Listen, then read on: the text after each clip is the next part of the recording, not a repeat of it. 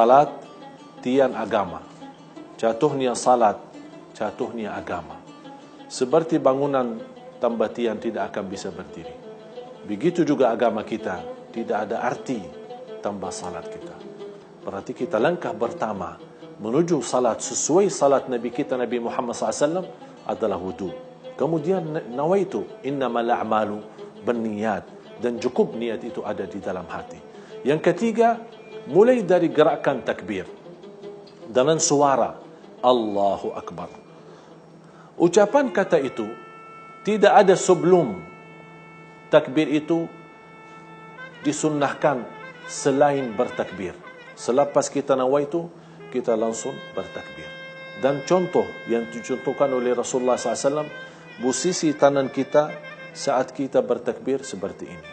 Ada juga contohnya mendekati telinga seperti ini.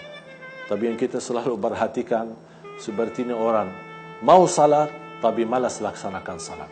Begitu dia masuk dalam salatnya, Allahu Akbar. Tapi tangannya di mana? Mana ada takbirnya di sini? Jadi begini aja. Dia merasa keberatan mengangkat tangannya di posisi yang benar yang sudah dicontohkan oleh Rasul kita sallallahu alaihi wasallam. Ada dua posisi. Satu, yang kedua, boleh mendekati telinga. Tapi tidak disunnahkan kita memegang telinga, itu tidak ada di ajaran Rasulullah SAW. Kemudian selepas takbir, Allahu Akbar. Boleh bertakbir sebelum menggerakkan tangan. Allahu Akbar. Baru digerakkan tangannya. Boleh disamakan Allahu Akbar. Dan boleh menggerakkan tangannya duluan. Baru Allahu Akbar. Jadi tiga hal sudah juga disunnahkan oleh Rasulullah SAW. Bersama takbir gerakkan tangannya, atau duluan baru bertakbir, atau takbir baru menggerakkan tangannya. Posisi juga tangan kita di antara bagian perut sama dada. Tidak terlalu di atas dan juga tidak terlalu di posisi bawah. Atau seperti orang yang saya perhatiin saat dia lagi salat, dia membawa tangannya di posisi jantungnya. Begitu lepas salat saya bertanya, mohon maaf Pak, kenapa Bapak taruh tangannya di bagian jantungnya? Apakah Bapak takut jantungnya jatuh?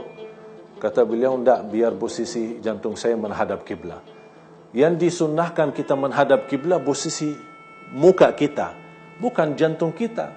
Kalau sudah kita perlahan-lahan menikmati gerakan posisi kita, mulai gerakan tangan, ucapan, menggerakkan takbir, kita baru membaca doa iftitah kita. Selepas baca iftitah kita, baru kita baca A'udzu billahi minasyaitonir rajim, Bismillahirrahmanirrahim. Berarti posisi isti'azah dan basmalah bukan selepas takbiratul ihram, tapi sesudah membaca iftitah. Sebelum baca Al-Fatihah, baru kita A'udzu billahi minasyaitonir rajim, Bismillahirrahmanirrahim. Kemudian dilanjut membaca suratul Fatihah. Kalau di salat sunnah, boleh cukup dalam membaca Al-Fatihah langsung rukuk, tidak menjadi masalah. Kalau di salat sunnah. Tapi yang salat wajib, khususnya rakaat pertama sama yang kedua, wajib membaca Al-Fatihah, kemudian salah satu surah yang lain. Posisi rukuk benar-benar dijaga. Pertama, posisi tangannya di atas lutut. Ini posisi rukuk. Sepertinya memegang lututnya sendiri. Tidak boleh yang selalu kita perhatiin ada banyak jamaah, posisi rukuk selalu tangannya paling bawah. Padahal disunnahkan kita megang lutut kita. Ya, kecuali kalau orang tua yang di posisi sakit, dia tidak bisa rukuk dengan sempurna, tidak apa-apa. Begitu sudah kita berdiri dari posisi rukuk, sama disunnahkan kita angkat tangan kita di posisi yang sama sebagaimana kita memulai salat kita.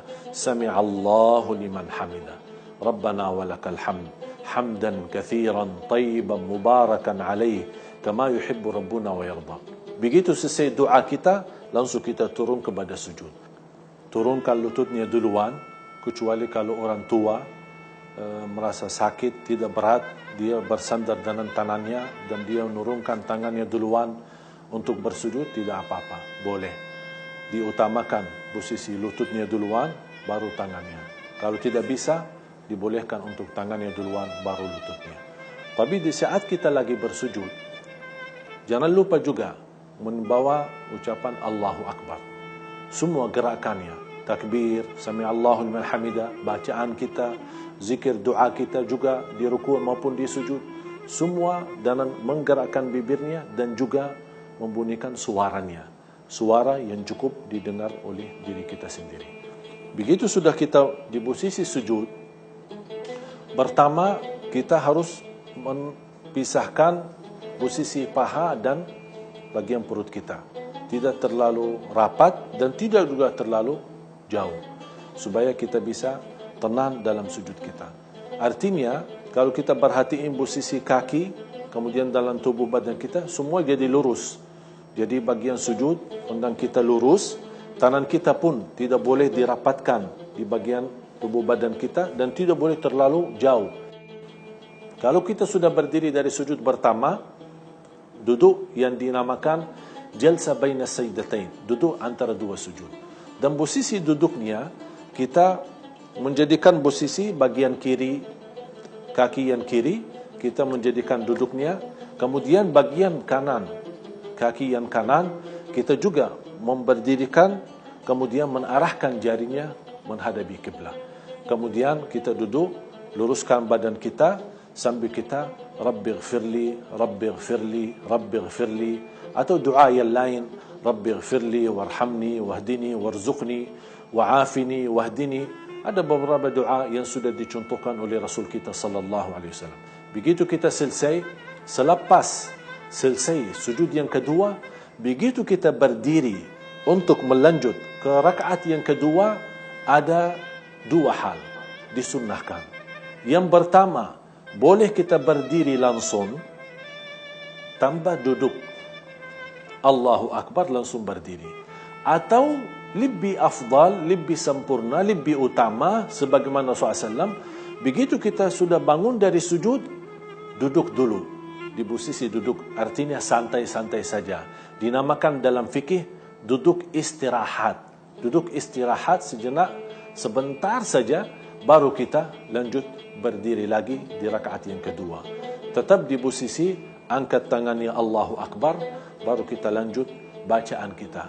A'udzu billahi minasyaitonir rajim, tidak perlu diulangi lagi karena isti'azah cukup untuk membuka salat kita. Kalau sudah di waktu tahiyat, posisi duduk di waktu tahiyat ada dua cara. Bisa kaki yang kanan, yang kiri menjadikan posisi duduk, kemudian yang kanan diberdirikan, jarinya tetap menghadap kiblat. Atau bisa juga bagian kaki yang kiri di bawah kaki yang kanan. Dua posisi dibolehkan dan disunnahkan oleh Rasulullah sallallahu alaihi wasallam. Walaupun lebih utama dan lebih afdal di posisi duduk seperti duduk di antara dua sujud. Karena kalau dua rakaat duduknya sama dengan duduknya di antara dua sujud. Tapi kalau lebih daripada dua rakaat, baru dibolehkan bagian kaki yang kiri di posisi di bagian kaki yang kanan. Kemudian di saat kita di posisi tahiyat, sering terjadi persoalan perbedaan antara jamaah soal gerakan jarinya. Mana yang benar? Supaya saya jelaskan, menggerakkan jari di posisi tahiyat itu namanya sunnah. Artinya apa? Kalau kita di posisi tahiyat tidak menggerakkan jarinya sama sekali, salat kita sah. Rasulullah sallallahu alaihi wasallam banyak riwayat dan mencontohkan. Di mazhab Imam Maliki, gerakan jarinya merupai tawaf. Itu pendapatnya mazhab Maliki. Di mazhab Hambali, setiap ada doa baru digerakkan. Tahiyyatu lillah, tayyibat, as-salawat, assalamu alayka ayuhan nabiy wa rahmatullahi wa barakatuh, assalamu alayna. Jadi setiap ada sebutan doa baru digerakkan jarinya. Asyhadu an la ilaha illallah wa asyhadu anna Muhammadan abduhu wa rasuluh. Allahumma salli ala Muhammad wa ala ali Muhammad. Jadi setiap ada doa, tidak berakan setiap sepanjang tahiyat, tapi setiap posisi doa baru digerakkan. Itu mazhab Hambali. Kemudian di mazhab Hanafi, hanya sekali menggerakkan. Asyhadu an la ilaha illallah. Habis itu mereka turunkan. Jadi habis kalimah syahadat asyhadu an la ilaha illallah wa asyhadu anna Muhammadan abdu wa rasuluh, diturunin kembali. Sepanjang tahiyat itu tidak ada gerakan lain. Itu di mazhab Imam Hanafi atau mazhab Abu Hanifah. Kemudian yang keempat yang kita jaga, yang kita punya kebiasaan adalah mazhab Imam Syafi'i. Kalau di mazhab Imam Syafi'i baru mulai menggerakkan bukan di awal tahiyat. Kita baca tahiyat dalam posisi mendiamkan jarinya. Tahiyatus salawatul tayyibatul mubarakat. Assalamu alayka ayuhan nabi wa rahmatullahi wa barakatuh. Assalamu alayna wa ala ibadillahi salihin. Ashhadu an la ilaha illallah. Mulai dari kata illallah baru diangkat jarinya. Wa ashhadu anna Muhammadan abduhu wa rasuluh sampai salam. Sampai kita selesai, tidak ada turunkan kembali.